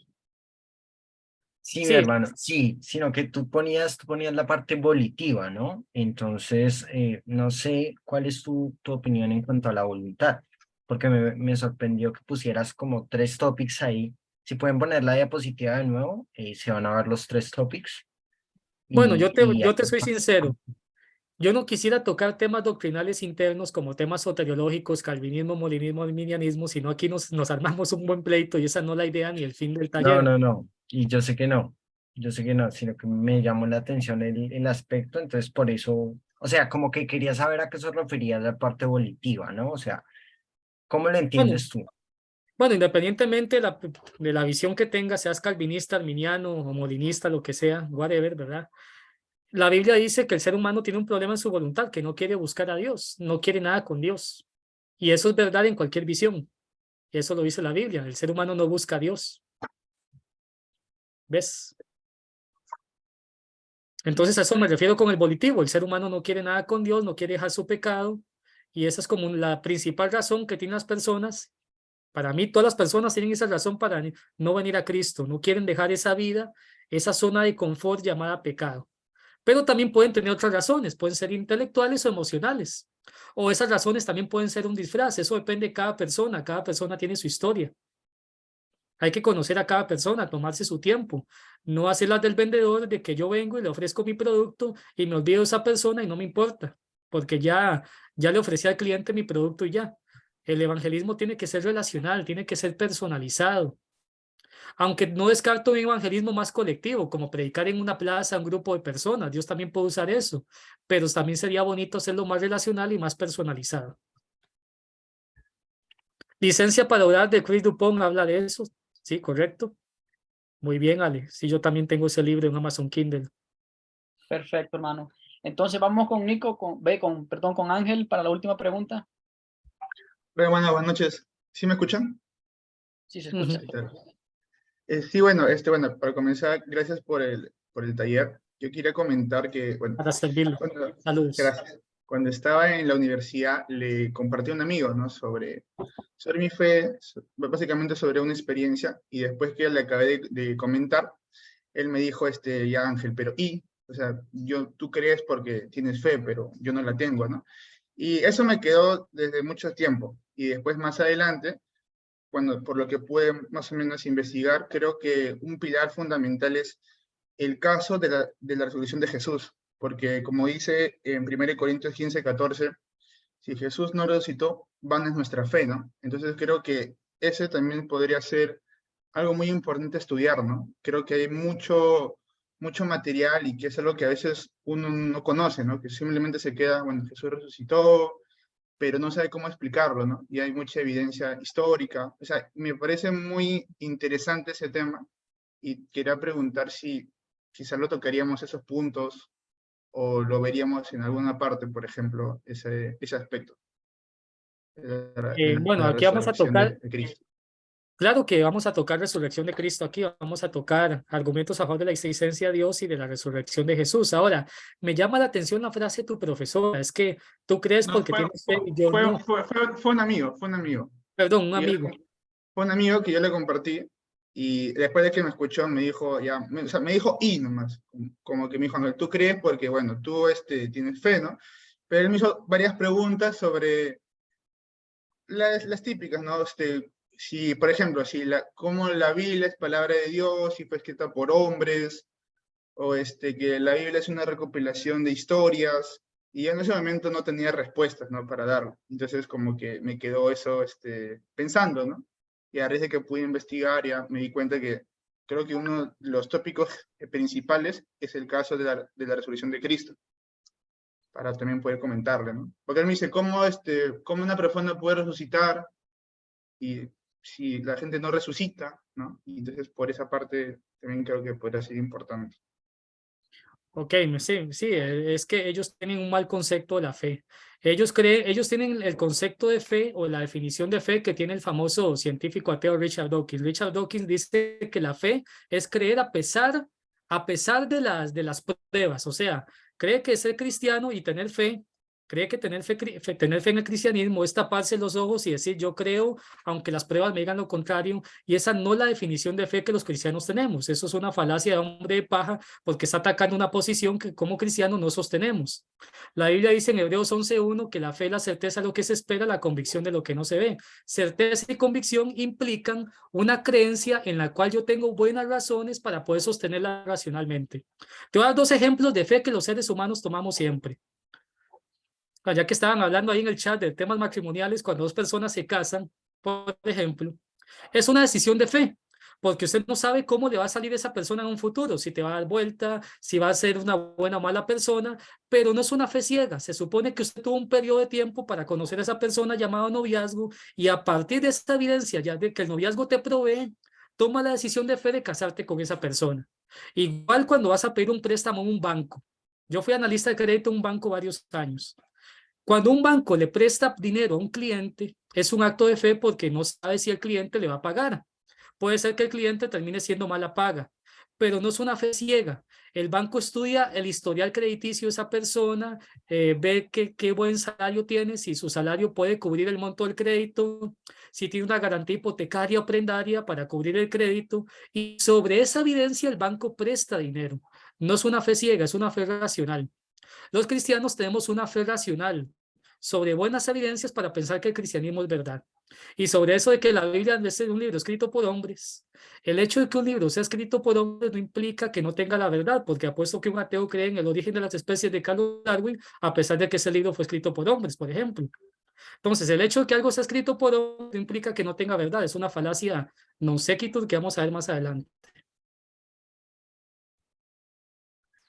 Perfecto, hermano. Creo que ya estamos llegando a la recta final y y la verdad que es un placer, un gusto, hermano, poder tenerlo aquí